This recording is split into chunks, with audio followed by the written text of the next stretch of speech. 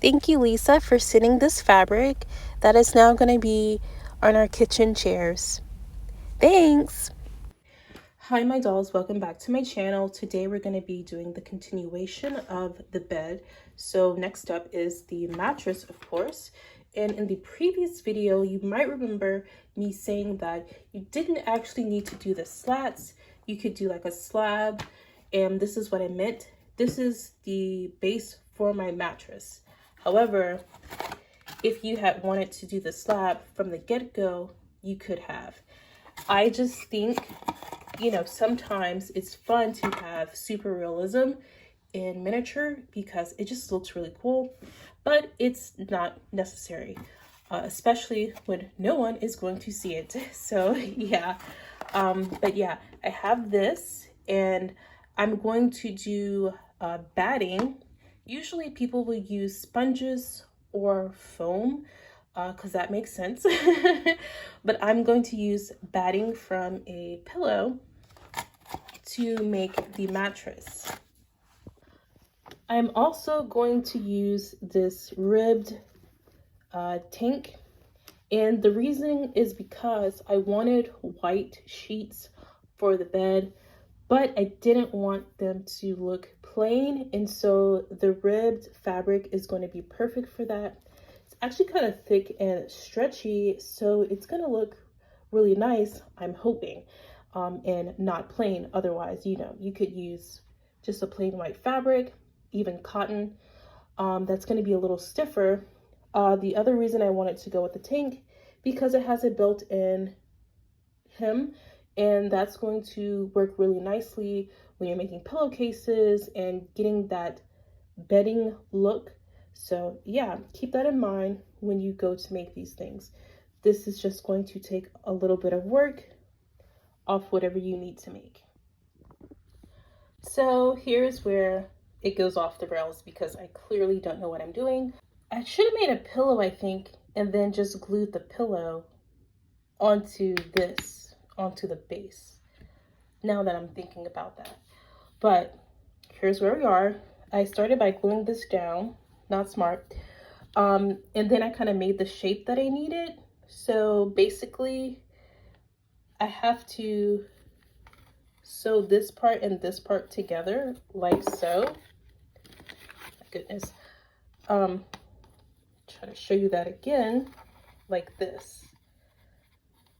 But I need to do that on all four corners. So I had to guesstimate how much fabric I would need since I already had, I don't know any measurements and I already glued that down. I had to guesstimate the angles of the rest. And, you know, I had to kind of guesstimate again as well, like how thick the mattress is to know how much fabric I would need. This is all trial and error. So I'm going to try my best to get it right the first time because I only bought one of those shirts and I'm not going to go all the way back to the store to get another.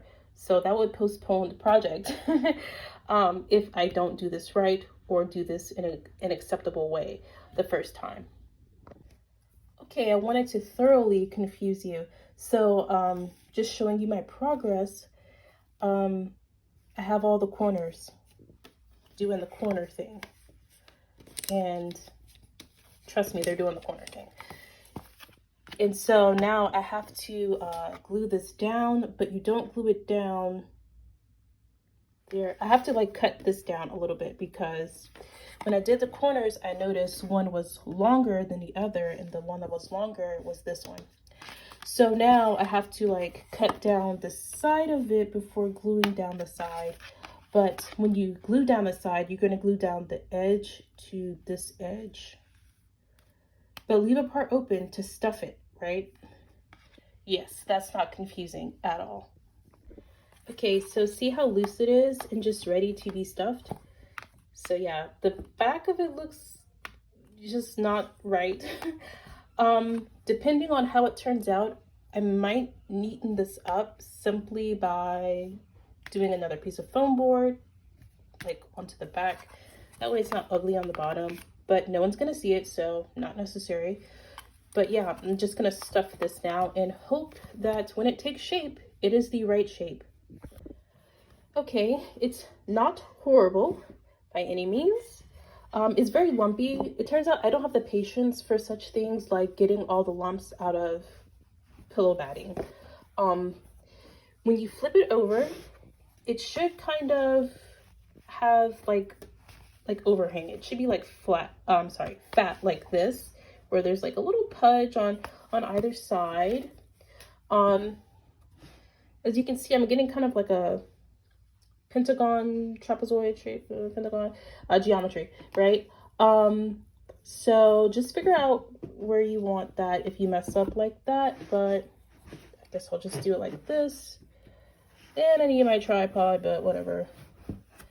I'm just gonna push that down, and what you end up with after you tuck a little bit, it's kind of plush kind of bed. And I really do like the fact of the ribbed fabric because it just makes it gives it more detail, so it doesn't look as plain even though it's like plain white sheets. So yeah, I just wish I could like do something about that batting. But yeah, no patience for that.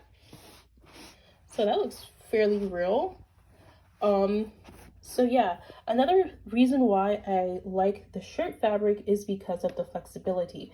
So when you're doing like doll bedding and everything, things have a tendency to like stick out and not lie flat or with any type of, it doesn't drape, just because the fabric is usually like a stiff cotton that kind of sticks out. And you would need like to get some weights or something like little fishbowl weights at each corner. But who has time to do all that? Not I. So I purposefully got something that was super flexible that would give me that drape. So this is exactly what I meant by it will drape. As you can see, it's draping. And because of the mattress, you're going to be like, Michaela, you know, the pretty upholstered bed is being covered by whatever this is, the fabric, the bedding. But that's gonna tuck because of how squishy the mattress is. That's gonna tuck right in there like a real bed, and I'll do that off camera. But also, like I was telling you, a built-in hem, it looks so much neater than probably anything. I would have just like glued and folded down with some glue, but again, glue might stiffen up the fabric and you're gonna lose your flexibility. So this is perfect. So yeah, I'm gonna make pillowcases so we have some pillows.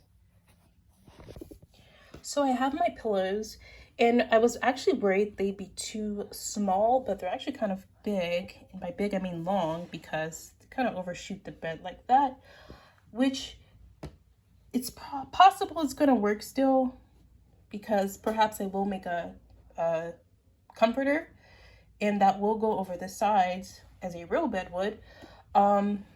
And so this would not look so odd, but I kind of wish they were a tad shorter in length. But yeah, I'm not the best at making pillows, by the way, so don't judge me for my pillows, please. So here I have a doll, and I'm gonna put a light on. I have some natural light I'm working with. Just put a light on. Okay. Have a doll, and there she is on the bed. It looks great. I had originally gotten this fabric to make a comforter. It's flexible as well, but it just looks really thick and cozy, especially on the other side.